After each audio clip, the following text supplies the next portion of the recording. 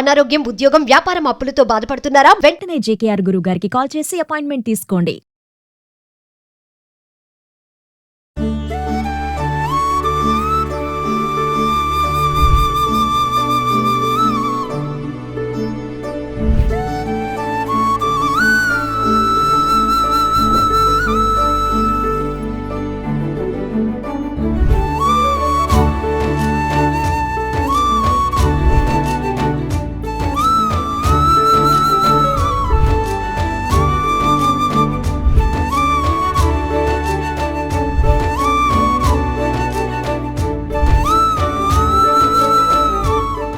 నమస్తే రమ్మగారు. నమస్తే జయ. రమ్మగారు, శ్రావణ మాసం వరలక్ష్మి వ్రతం విశిష్టత, ఎలా చేయాలి, ఏం చేయాలి, ఇవన్నీ కూడా మనం వీడియో రూపంలో మాట్లాడుకున్నాం. అయితే వరలక్ష్మి వ్రతం అనగానే అమ్మవారి అలంకరణ కదండి. ప్రధానంగా ఎన్నో కోకొల్లల వీడియోలు కనిపిస్తూ ఉన్నాయి. కొంతమంది కొబ్బరికాయకే రవికిల ముక్క కట్టుకొని దానికే ముక్కు, కళ్ళు అట్లా అన్ని అలంకరణ చేసుకొని ముఖంలాగా పెట్టుకొని చేసుకుంటారు పూజ. ఇప్పుడు ప్రతిమలు వచ్చేసినాయి.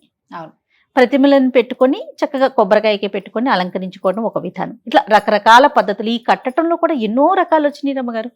ఎవరికి వచ్చిన విధంగా వాళ్ళు అలంకరణ చేసుకొని మెథడ్ వాళ్ళది చక్కగా వరలక్ష్మి వ్రతం రోజు పూజ చేసుకుంటూ ఉన్నారు. అయితే గతంలో ఒకసారి మనం చూపించాం కదండి. అవును, పెట్టనది అంటే కలసానికి ఎట్లా మడత పెట్టాలో చూపించాము. కలసానికి చూపించాము. తోరం ఎట్లా ఎన్ని ముళ్ళు వేసుకోవాలి చూపించాము. అవును, ప్రతిమ చేయటం పెద్దగా ఎప్పుడు మనం చూపించలేదు. ఎస్, అందుకే ఈరోజు ప్రతిమ చూపిద్దాము. ప్రతిమకి అలంకరణ ఏ విధంగా చేసుకోవాలి, మీరు చేసే విధానం చూపించండి. సింపుల్ గానే, సింపుల్. అందులో పెద్ద హైరాన్ ఏం లేదు. మనం ఈ కొబ్బరికాయకి వెనక భాగం పీచు ఉంటుంది కదా, దాన్ని కొంచెం ఇంత పసుపు ముద్దని ఇట్లా నొక్కి దానికి కొంచెం ముక్కు, కళ్ళు పెట్టి చేసుకోవచ్చు. అది వాళ్ళ ఇంట్లో ఉండాలి ప్రతిమకి. లేకపోతే ఇప్పుడు మనం ఏం చేయొచ్చు, ఒక బిందె, దాని మీద వచ్చింది చెంబు, దాని మీద ఒక కొబ్బరికాయ. ఇప్పుడు ముఖాలు దొరుకుతున్నాయి కదా, అలంకరించిన ముఖాలు దొరుకుతాయి. ముఖం దాన్ని తగిలితే ఏమీ లేదు, ఒక స్వరూపం కనపడుతుంటే మనకి పూజకి దృష్టి బాగా వెళ్తుంది. దాని అంతే, ఎంత బాగా అలంకరించుకుంటే అంత బాగుంటుంది. ఇంత ఎత్తున చక్కగా పెద్ద పట్టు చీర కట్టి చేసుకోవచ్చు. చీర కట్టేస్తారట కీర్తి చెప్తుంది. అక్క నేను చీర మొత్తం కట్టేస్తాను అక్క, పట్టు చీర అంతా పెద్ద ఎత్తున. కొంచెం విగ్రహం స్వరూపం పెద్దది చేసుకుంటే అట్లా ఇక బుజ్జిగా కరెక్ట్ గా మనకి మన పూజా మందిరము, మన పూజ గది, మనకున్న ప్లేసు దాన్ని బట్టి కదా మనకి రోజువారీ మనకు అలవాటు. ఏటా మనం ఎంత చేస్తాం, అంత పెద్ద ప్రతిమ పెట్టడం నేను చెయ్యను. కొంచెం చిన్న సైజే, సుమారైన సైజ్ చేస్తాను. ఒక ఈ మా పూజాపీఠం ఇప్పుడు ఇంచుమించుగా ఏది ఉందా ఇంత ఎత్తు ఉంటుంది. ఇందులో పెట్టుకుంటే కరెక్ట్ గా ఆ పీఠానికి సరిపడా ఉంటుంది అనమాట. ఇక అంతే చేస్తా. మీరేం కడతారు రమ్మగారు? నేను వరలక్ష్మి వ్రతానికి చీర కొనుక్కుంటా కదా, బ్లౌజ్ కత్తిరించేసి జాకెట్ ముక్కని కట్టేస్తా. ఓకే, ఆ చీర మీద ఒక వేరే జాకెట్ పీస్, ఇంకో జాకెట్ పీస్ కొనుక్కొస్తా దానికోసం. ఆ చీర జాకెట్ అమ్మవారికి సమర్పించేస్తాను. ఈ కట్టిన బ్లౌజ్ ఉంది కదా, అది తర్వాత కుట్టించుకుంటాను. వరలక్ష్మి వ్రతానికి కొనుక్కున్న చీర ఏ సంవత్సరమో ఆ రోజు కట్టుకోను నేను. అదేలేండి, తర్వాత కట్టుకుంటా. అప్పుడు బ్లౌజ్ మాత్రం కట్టేస్తారు అమ్మవారికి. 3 వంతులు పట్టు చీరలే కొనుక్కుంటాను. ఏదైనా కొంచెం పట్టు కాకపోతే బార్డర్ ఉన్న చీరలే. అదేలేండి, ఆ 2 బార్డర్లు ఉంటే 2 బార్డర్ల రకంగా, ఒకటే బార్డర్ 2 సైడ్స్ ఉంటే ఆ రకంగా 2-3 రకాలుగా అത്ര మార్చి కడతాను. తర్వాత దాన్ని వాడేసుకుంటా. ఇక ఇంతే, ఎప్పుడు ఎవ్రీ ఇయర్ ఇదే పద్ధతి. చేస్తా మాట్లాడుకుందాం రమ్మగారు. కడతారా? మనకు ఒక బ్లౌజ్ పీస్ కావాలి, ఏదైనా 2 సైడ్స్ బార్డర్ ఉంటే బాగుంటుంది. 2 వైపుల బార్డర్ ఉంటే మనం ఒకే వస్త్రంతో కట్టేసుకోవచ్చు. అవును, ఓవైపు పెద్ద బార్డర్, ఓవైపు చిన్న బార్డర్ ఉంటే ఇంకా హాయిగా ఉంటుంది. చూడటానికి కూడా బాగుంటుంది కదా. ఇప్పుడు మొదట మనకి ఈ బార్డర్ ఉంది కదా, దీన్ని కరెక్ట్ గా బార్డర్ వరకు మడిచి ఒక క్లిప్ గానీ ఏదైనా పెట్టుకోవాలి. ఇది ఒక వైపు కనమాట. ఇది అమ్మవారి బ్లౌజ్ కోసం అనుకుందాం. కరెక్ట్ గా మడిచి పెట్టుకుని ఏమైనా 2 క్లిప్పులు, 2-3 పిన్నిస్లు అలా ఏమైనా పెట్టుకోవాలి. ఇది కొంచెం సిల్క్ గా ఉంది క్లాత్, అందుకని దీన్ని మడత పెడుతున్నాను. ఇది ఇటు పెట్టేసామా.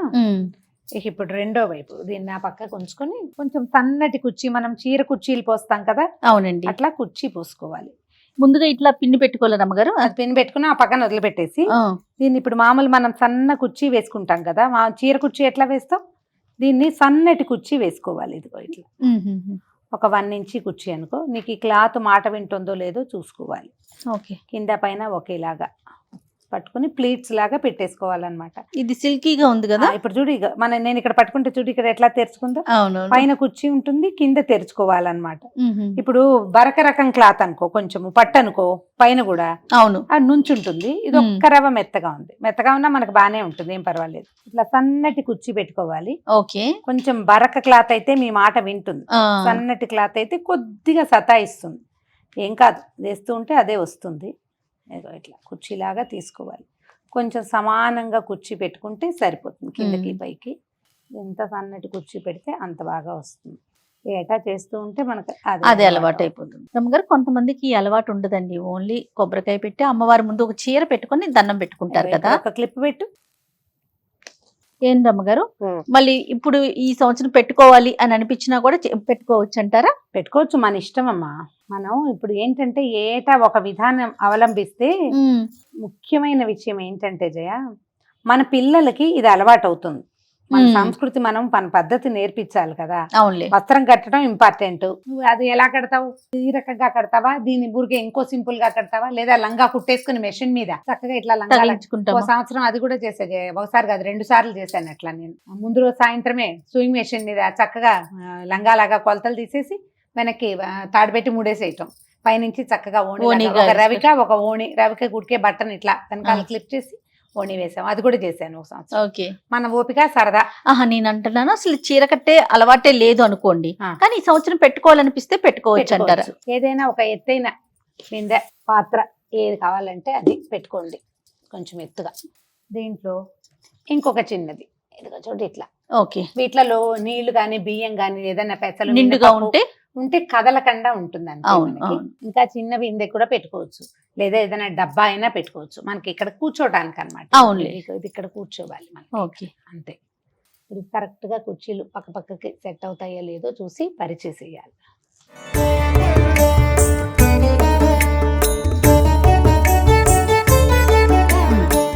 ఇది అంచులకి సవరించేసేయటం. పైన పెట్టే చెంబుకి వెనకాల ఒక గట్టిగా ఒక పుల్ల గాని ఒక కర్ర గాని పెట్టుకోవటం, కట్టడం. దీంట్లో ఒక కొబ్బరికాయని ప్లేస్ చేసుకోవటం. ఎత్తుగానే వచ్చింది చూడు. అవును గారు. ఇప్పుడు ఈ వెనకాల మనం ఇందాక పెట్టాం కదా, దాన్ని ఇదల్లా అంచులు కనపడకుండా నీట్గా సరిగ్గా చక్కగా సెట్ చేసుకోవటమే. ఇప్పుడు ఈ అంచు దగ్గరకు వచ్చేలాగా పెట్టుకోవాలి. అంతే. ఓకే. ఒకటి ఇక్కడ ఏమైనా పిండి పెడతారా? పెడదాం. మనం ఇది వేసేసుకున్నాక ఈ మడత పెట్టాం కదా, ఈ మడతను కొంచెం సరిగ్గా సరి చేసుకుని వేసేసుకోవాలి.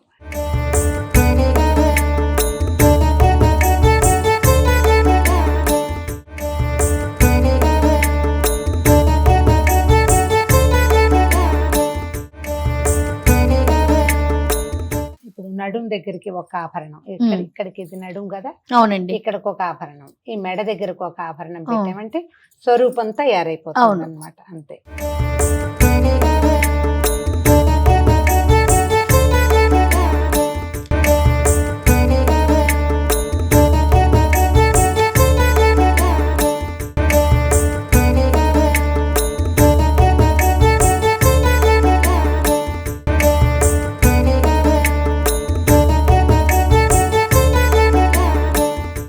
ఇప్పుడు ఇట్లా ముఖాలు దొరికేస్తున్నాయి కదా. అవునండి. ఏ ముఖాన్నైనా మనకు కుదిరినట్టుగా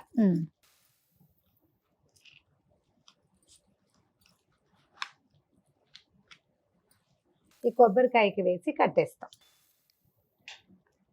నేనేం చేస్తున్నానంటే జయ, ఈ రబ్బర్ బ్యాండ్ దారాలు వస్తాయి కదా, అది ప్రతిమ కేసి కట్టేస్తా. అది ఏ కాయ కావాలంటే ఆ కాయ కరెక్ట్ గా సరిపోతుంది అనమాట. ఓకే.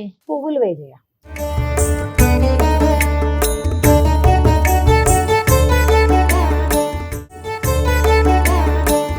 రకం పువ్వులు మనకు అందుబాటులో ఉంటే అవి ఆ రకం పువ్వులతోటి నింపేసుకోవాలి. అంతే. కంఠాభరణాలు వేసాం, చెవులకి అవి కదా. ఇప్పుడు కొన్ని గాజుల్ని ఈ పక్కన తగిలిస్తే చక్కగా మట్టసంగా ఉంది చూడమ్మ. అదే కదా.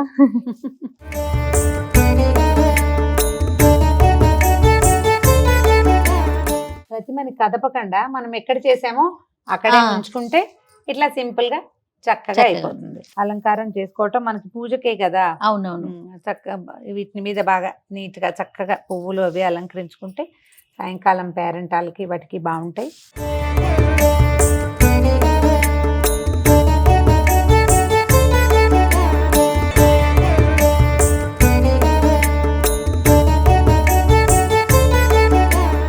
ఇప్పుడు ఇది ఒకటే క్లాత్ తోటి పెట్టాం కదా, అవునండి. 2 వస్త్రాలతోటి కూడా చేసుకోవచ్చు. ఓకే, 2 మన క్లాతులు. వీలుని బట్టి. మన వేలుని బట్టి. ఈ మనం ఆ జరి అంచులు ఉంటాయి బ్లౌజులకి, ఒకవైపు కుట్టిస్తామా, అవును. రెండో అంచు అట్టి పెట్టుకుంటాను. ఆహా, ఇది కూడా ఈ పండగలప్పుడు ఓకే. ఒకవేళ ఇలా బార్డర్లు లేని చీర అనుకో, ఆ, అప్పుడు ఏం చేస్తాను, దాని కింద వస్త్రంగా ఉంచేసి దీన్ని పై వస్త్రంగా వస్త్రం ఇలాంటివి కింద వాడుకుంటాను అనమాట. మళ్ళీ దీన్ని దేనికైనా మ్యాచింగ్ పడుకుందాం. ఇంకా ఒంటి మీద పెట్టుకున్నవి కాదు కాబట్టి అవునవును. ఇవి వాడుకోవచ్చు. కావాలంటే అది కూడా ఒకటి చేసి చూపిద్దాం. తప్పకుండా అండి. 2 వస్త్రాలతోటి. ఆ, ఇది ఒక రకం. ఇంకొక పద్ధతిలో చేసుకోవాలంటే రకం. ఇంకో పద్ధతి. కానీ ప్రతిమ పెట్టి అలంకరణ పువ్వులు పెట్టగానే అలా వచ్చేస్తుంది. చూడండి రమ్మ గారు, తల్లి సాక్షాత్ ఇక్కడికి వచ్చి కూర్చున్నారా అన్నట్లు అనిపిస్తా ఉంది కదా. మనుషులైనా అంతే కదా జయ, అంతే నిండుగా కదా. అలంకరించుకుని ఆ, పువ్వులు పెట్టుకునేసరికి ఆ ఆటోమేటిక్ గా నిండు ఫెస్టివ్ తను వైబ్ వచ్చేస్తుంది. వచ్చేస్తుంది. అవును, అవును. చూడు ఎంత చక్కగా ముద్దుగా ఉందో. కాపాడమ్మా మమ్మల్ని అందరినీ తల్లి. రమ్మగారు, ఇలా ఒక రకమైన అలంకరణ కదండి, మీరు రెగ్యులర్ గా ఇలాగే చేస్తారా? చాలా బాగుంది రమ్మగారు, తల్లి నా అద్భుతంగా. దగ్గర వెండి ముఖం, ఆహాహా. ప్రతి సంవత్సరం ఆ ముఖం.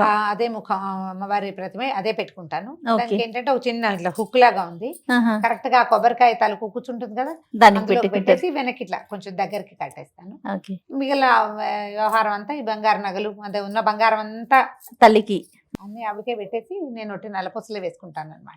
సో మనం చేసుకునే రకరకాల పద్ధతిలో ఇలా అలంకరించుకోవటం ఇది ఒక రకం. మీకు ఎవరికి ఎట్లా వస్తే అలా అలంకరించుకొని మనస్ఫూర్తిగా ఆ తల్లిని కొలవటమే ఇంపార్టెంట్. అంతే కదా రమ్మ గారు? అంతే. రైట్, మరో వీడియోలో మళ్ళీ కలుద్దాం. నమస్తే అండి. నమస్తే.